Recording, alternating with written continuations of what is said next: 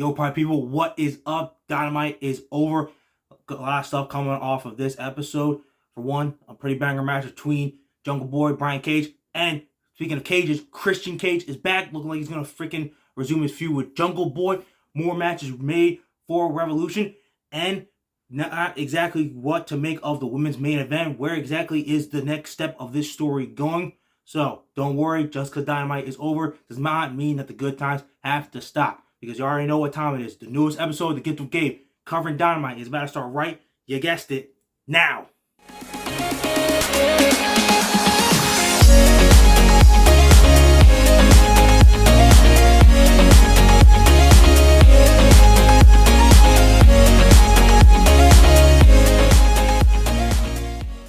Okay, guys, so like I said, we had some pretty good banger matches tonight. That included the Texas Tornado tag match between the BCC's Jon Moxley, Claudio Castagnoli against LFI's Roosh and Preston Vance. Honestly, the match was pretty good. Some blood was shed by both Moxley and Preston Vance for those who complain of, oh man, why is Moxley got to bleed every time in every match? Well, he wasn't the only one bleeding in this one. It was a pretty good contested match. In the end, BCC, as expected, got the dub. I mean, you can't really beat the BCC in a physical match like this. Only the JAS has really done that in the arena last year. And even though they did beat him, that match was still great. Anyway, point is, though, solid match by the BCC for getting the win. Maybe this could be the beginning. They really kind of centered a lot of it around Castagnoli and Roosh. And if you remember, Roosh kind of sent out a tweet a little while after Claudio won the Ring of Honor World title for a second time, and he wanted to possibly fight him again. They really kind of centered on those two interacting with each other. The Ring of Honor pay-per-view Supercard of Honor is coming up March 31st. Gotta get through Revolution first, but those two might be... Ring of Honor's not in the most amazing place yet in terms of like weekly building up matches, but that could be a really great banger for that pay-per-view. So honestly, I'm kind of thinking, maybe could be wrong, could not be even the direction they're going, but I'm thinking Roosh is going to be billed as the next challenger for Claudio Castagnoli's Ring of Honor World title for a Supercard of Honor. I'm figuring Claudio will actually still retain, but it should be a banger match if it ends up happening. If it doesn't, that's my prediction. Who knows what could happen. Either way, the interaction between the two was great, so I would love to see them go at it once again. But if not, this solid Wild Texas Tornado tag match was enough of a banger to just kick back and, wait to see, the Bull collide with the Swiss Superman once again.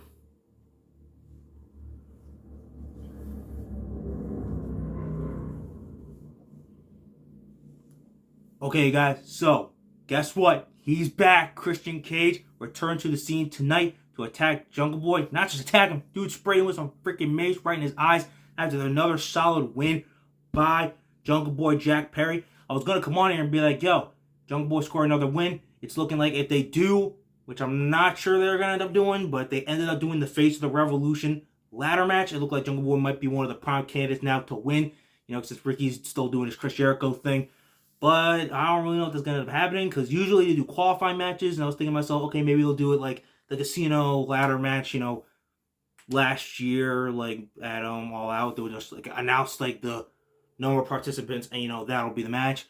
But I don't know if it's guaranteed to be like that. So who knows if that's going to even be end up going. But then, Christian Cage music hit and I was like, wait a second. I was waiting to make sure Luchasaurus wasn't going to show up at any point because I was like, wait, he's back. So I'm like, and we didn't know if he was still hurt or not. So I'm like, okay, is Luchasaurus going to come around? I'm like, I don't think they should really continue that because it ended perfectly.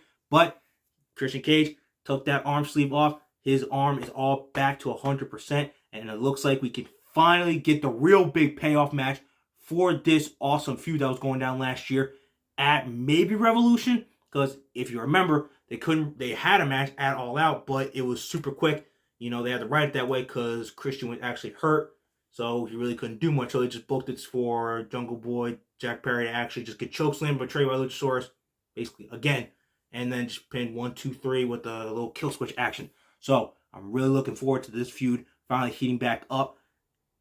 Honestly, if they do a Revolution in 2 weeks with how Christian was literally just being a menace on the mic, they could get right back into being like, you know what? I want to see Jack Perry kick the living crap out of him and just beat his ass. So I think they might be good. Maybe that match has some sort of stipulation. Who knows? Maybe it could. I feel like it'd be kind of fitting after like everything that like they had been through like throughout their rivalry, and you know it's gonna get personal again because you know Christian Cage is just that man that's kind of heel. So overall, glad Christian's back. I'm glad we're picking things up. This is the perfect feud to eventually elevate Jungle Boy even higher. He says he wants that singles championship. Is he gonna go for the TNT title, or is he gonna end up being one of MJF's challengers for the future during his world title run? Either way, this feud will build him up greatly to advance into those kind of title storylines. So I'm all for the resuming of this feud.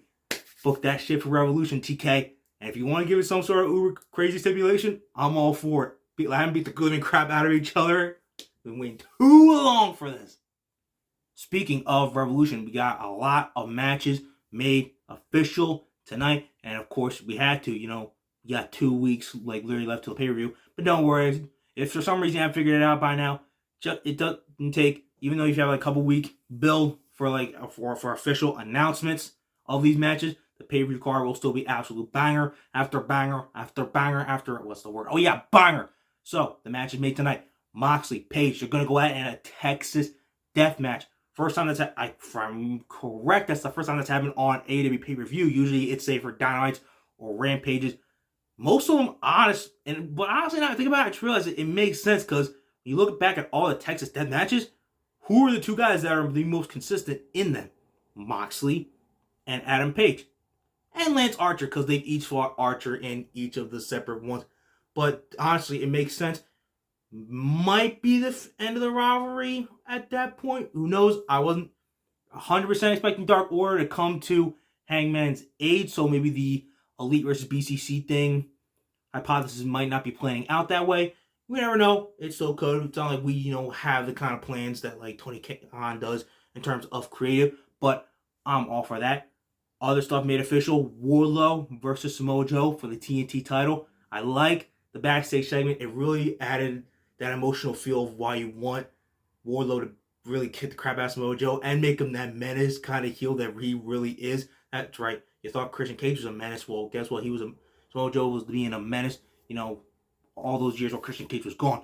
And dude, he literally related it to his father, and that's why he was growing his hair out. And Joe knew that, and that's why he snipped his hair and made this really personal. I'm guessing Joe's probably not good. I'm guessing Joe, our king of television, my loyal king, I am your loyal subject. I'm assuming that he is going to probably win. But then again, I didn't think Darby was going to drop the belt back to Samoa Joe. So we'll see how that goes. And also, for Revolution, the Guns will actually be defending. So we thought it was just going to be against the Acclaim. But they're going to be defending in a fatal 4-way against 3 other teams. One of those teams you already know, the Acclaim. They are issuing their rematch clause for the titles at Revolution. The 2 other teams we're going to figure out in Battle Royals and Casino Battle Royals over the next 2 weeks. In terms of next week's Battle Royal, my picks are either the Lucha Bros, who just came back tonight, or Best Friends. I'm assuming it's going to be one of those 2. I guess a dark horse could be, Silver and Reynolds. But depending on where they are going with the whole Hangman Moxley thing and how much will be integrated, they probably won't win. But again, who knows? I would love to see them win anyway. I would love to see any of those 3 win. All 3 teams are 3 of the best. And then in terms of the Casino Battle Royal, to determine the 4th team, no participants have been announced for that yet, but I honestly have no idea. I was thinking to myself, maybe FTR, but I'm like, they said they were trying to chill until the contract expired, and that's not till April. So not exactly 100% sure if it's going to be them. It somehow could be, but not really thinking it's them. But the Fatal 4 does make you think, are the Guns possibly going to lose? Like we said, I was part of many of you that was like, yo, they're setting up FTR to come back, take the titles off the Guns, end our misery. I don't know, maybe it just ends with new champions at Revolution. Maybe they're just short-term champions. Maybe FTR ends up coming back for Revolution. We have no idea. Or maybe it's like another freaking team like Aussie Open. My God, that'll blow the roof off the place. So I'm looking forward to these matches for Revolution. It's going to be stacked. There's still going to be so much more matches added, like trios title matches, Adam Cole's return match possibly. So I am so stoked for Revolution. And it ends with MJF versus Bryan Danielson for the AEW World Title and a 1-hour Iron Man match. I cannot wait for Revolution. It's that going to be great. once again. But what do you expect from AEW quality pay-per-views? Last thing I'm going to talk about here on Dynamite, guys, is the women's main event. It was a little weird. It was all right in terms of the story. I feel like I almost kind of thought they were going to get maybe some sort of decision, but it feels like some people were like, because Ruby was like looking at Jamie's belt, they're like, oh, maybe they're going to probably just do Ruby versus Jamie at Revolution, and that furthers the story. And I'm like, I don't know, something feels like off about the story. Like maybe the flow isn't there yet. Maybe it'll be better like once like more added to the sides. But I feel like it's not being done amazingly well. Of like Ruby's like role in this of having to pick a side. I don't really know. They tried to give it the center of attention, and it feels like it kind of went weird. That could have been because of the crowd too. They were a little bit weird tonight, and sometimes when the AEW Dynamites have a weird crowd, it almost kills the night instantly. No matter, you could be putting on an absolute quality, entertaining product that works 9 out of 10 every single time, but then a weird crowd kind of just like kills it. So we'll see where it goes. Jamie Hayter doesn't need an opponent. I guess it could be Russo. I don't think they're going to do Toni Storm again. They've done that multiple times. I don't think it's going to be Saray either. So yeah, I guess it could be Russo. We'll wait to see how it goes. Revolution's not for another 2 weeks, so as crazy as it may sound, still plenty of time to, flesh out who's exactly going to be getting the next women's title shot. Okay, you guys, that is Dynamite. The week is not over yet, not by a long shot, because starting this Friday on SmackDown, the hometown hero, our boy Sami Zayn's going home to Montreal. The hometown hero is coming home for SmackDown on Friday. And then finally, Elimination Chamber, where the main event, Sami Zayn, our boy, the ultimate underdog, better be bringing back Worlds Apart. I'm having that feeling he is, versus the Tribal Chief, the head of the table, the guy who is literally on GOAT, G-O-D, God mode, GOAT level stats, the greatest champion of our generation, yours, mine, we're all in this generation together. Guess what? That's the main event for the undisputed WWE Universal title. That's going to be an absolute banger. And like I've said before, this is going to be just a stepping stone for Sami for the rest of the year to become a future world champion before this year is over, and carry that for like 4 to 6 months and be absolutely fantastic with it.